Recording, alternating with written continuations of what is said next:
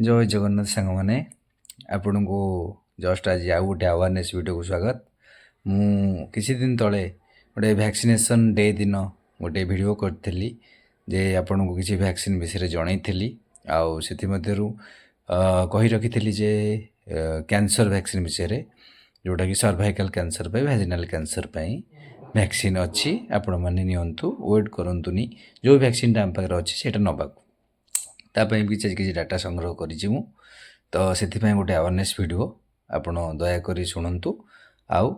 एटा को जिते संभव कार्य लगातु। हाँ, वैक्सीन है आपणकर एचपीवी वैक्सीन कहले human papilloma virus vaccine. Human papilloma virus first जानिबा एटा कौन?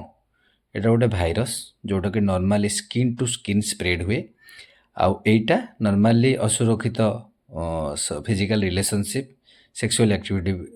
पाई एटा स्प्रेड हुए। सेकेंड रे मु कहबी एटा इंडिया रो बर्डन केते।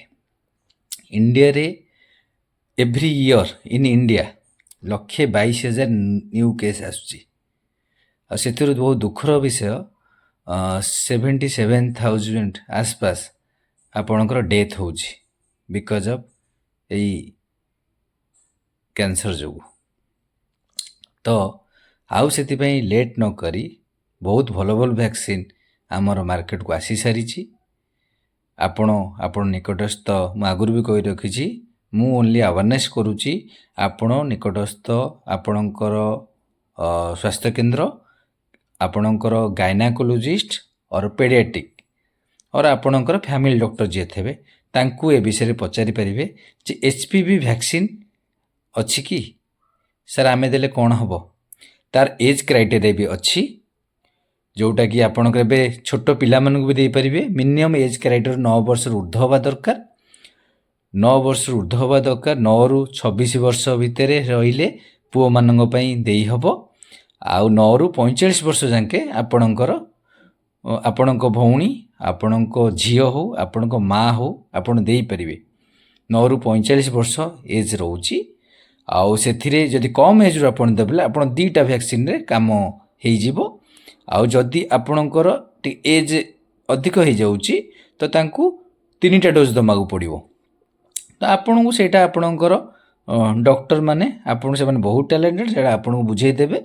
जे को टाइम रे को वैक्सीन टा नेबे आउ केमिति नेबे केते मास व्यवधान नेबे। मु मो नॉलेज रु कहूची एटा नॉर्मली छोट पिला मानू दिया 9 वर्ष एभव जार थब गोटे आज जदि वैक्सीन ना 6 मास पर आउ गोटे एचपीवी वैक्सीन नेबे जदि टिके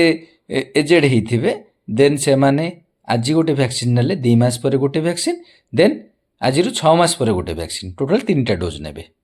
हैला कि ए जो वैक्सीन टा ए वैक्सीन नेले कोन कोन कवर करूची आउ एटा नॉर्मली आपनकर खाली जानि थांतु जो डेवलप्ड कंट्री 184 कंट्रीज रे एटा ऑलरेडी आपणकर नेशनल इम्यूनाइजेशन प्रोग्राम रे शेड्यूल होगी अच्छी अदर कंट्री रे आमर एटा आसीनी बट बहुत जल्दी एटा आसी जीवो जहाँ मार्केट रे जहाँ मो पाखे जति इन्फॉर्मेशन अच्छी बट से जे वेट न करी आपण वैक्सीन ऑलरेडी मार्केट रे अच्छी ओडिशा रे भी अच्छी आपण इंडिया रे भी जो थांतु सबुआड़े वैक्सीन एचपीवी वैक्सीन अवेलेबल अच्छी आपण कथबार्ता करी डॉक्टर मान सहित आपण नहीं पारिबे बिकज एटा बहुत बड़ डेडली डिजीज। आ हाँ ये वैक्सीन कौन कौन कवर करुच्ची मु आपन जस्ट कही दूची सर्विकल कैंसर रहिबो वैजिनल कैंसर रहिबो एनाल कैंसर रहिबो पिनाइल कैंसर रहिबो हेड एंड नेक कैंसर रहिबो एई सब को आर ये जो वैक्सीन देले यही सब कैंसर को निवारण करि परिबो 5 to 6 कैंसर जो स्ट्रेन तार रोची सेटा करि परिबो आर 4 स्ट्रेन वाला वैक्सीन अच्छी 9 स्ट्रेन वाला भी वैक्सीन अच्छी से विषय रे आपण डॉक्टर सहित कथा ही परिबे से माने बेटर जज आपण को गाइड करिया पई मु जस्ट आपण को गोटे अवेयरनेस जनैली जे एचपीवी वैक्सीन अच्छी मार्केट रे 5 ରୁ 6 प्रकार कैंसर को जो एचपीवी द्वारा ह्यूमन पपिलोमा भाइरस द्वारा जो कैंसर होउची सेटा को हमें प्रिवेंट करि परिबा। ତ ଆପଣମାନଙ୍କୁ ଅଲୱେଜ୍ ମୁଁ କହିଛି prevention is the better than cure. Thank you. ଜୟ ଜଗନ୍ନାଥ। ଭିଡ଼ିଓଟି ଭଲ ଲାଗୁଥିଲେ ଆପଣ ପ୍ରଚୁର ମାତ୍ରାରେ ସେୟାର କରିବେ। ଧନ୍ୟବାଦ।